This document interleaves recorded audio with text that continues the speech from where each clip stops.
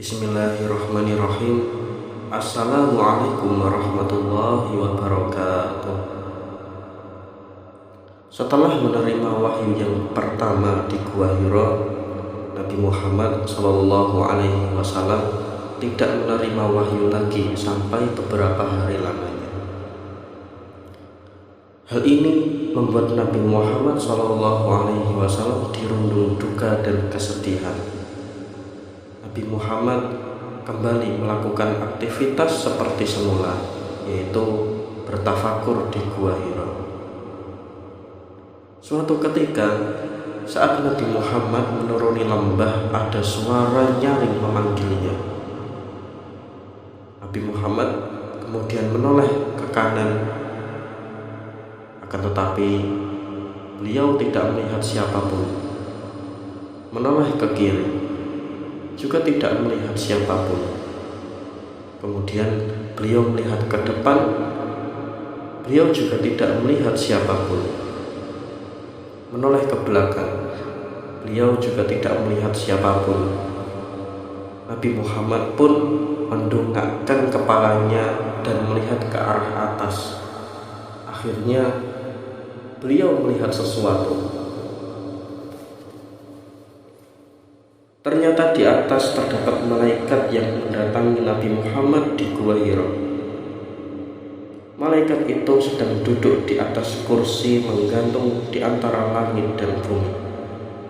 Kemudian Nabi Muhammad mendekatinya dengan perasaan takut hingga tiba-tiba beliau terjatuh di atas tanah. Nabi Muhammad pun pulang untuk menemui Khadijah dan berkata, "Selimutilah aku, selimutilah aku, selimutilah aku." Dalam keadaan berselimut, malaikat Jibril datang untuk menyampaikan wahyu yang kedua. Wahyu yang kedua itu ialah surah Al-Mudaththir ayat 1-7. A'udzu billahi minasy syaithanir rajim. Bismillahirrahmanirrahim. Ya ayyuhal mudaththir qum fa'andir wa rabbaka fakabbir wa siyabaka fatahhir warrujza fahjur wa la tamnun tastakthir wa li rabbika fasbir. Artinya, wahai orang yang berselimut, bangunlah, lalu berilah peringatan, dan agungkanlah Tuhanmu, dan bersihkanlah pakaianmu, dan tinggalkanlah segala perbuatan yang keji, dan janganlah engkau, wahai Muhammad, memberi dengan maksud memperoleh balasan yang lebih banyak, dan karena Tuhanmu bersabarlah. Quran Surat Al-Mudaththir ayat 1-7. Dengan turunnya wahyu tersebut, jelas sudah bahwa Nabi Muhammad SAW telah diangkat menjadi nabi dan rasul. Beliau sekarang memiliki kewajiban untuk menyampaikan wahyu Allah Subhanahu wa Ta'ala, yaitu kepada seluruh umat manusia. Setelah menerima wahyu yang kedua, Nabi Muhammad SAW mulai berdakwah. Namun Nabi Muhammad SAW dalam berdakwah dilakukan secara sembunyi-sembunyi terlebih dahulu. Beliau mulai berdakwah kepada sanak saudara dan kerabat yang terdekat. Beliau berdakwah secara sembunyi-sembunyi selama kurang lebih 3 tahun. Dalam dakwah ini, belasan orang telah masuk Islam. Orang-orang ini disebut dengan as-sabiqunal awwalun, yaitu orang-orang yang pertama dalam masuk Islam. Mereka mendapatkan pelajaran Islam langsung dari Nabi Muhammad SAW di rumah Arqam bin Abil Arqam.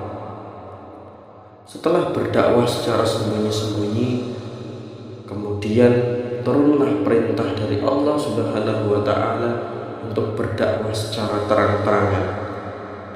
Perintah tersebut tertulis dalam surah Al-Hijr ayat 94. Fasda' bima tu'mar wa a'rid 'anil musyrikin.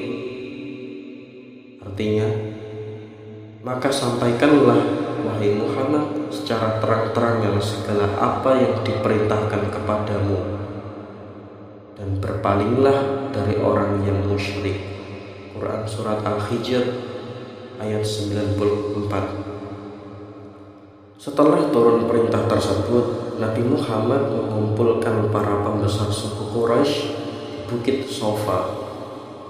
Nabi Muhammad menyampaikan kepada mereka atas risalah kenabian yang diterima oleh beliau.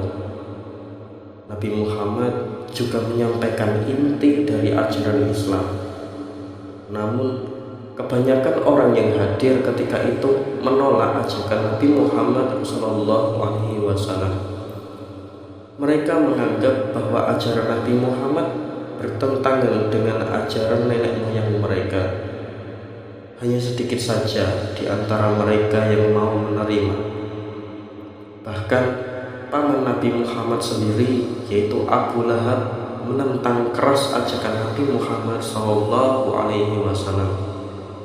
Selama melaksanakan dakwah secara terang-terangan, banyak rintangan yang dihadapi Nabi Muhammad SAW.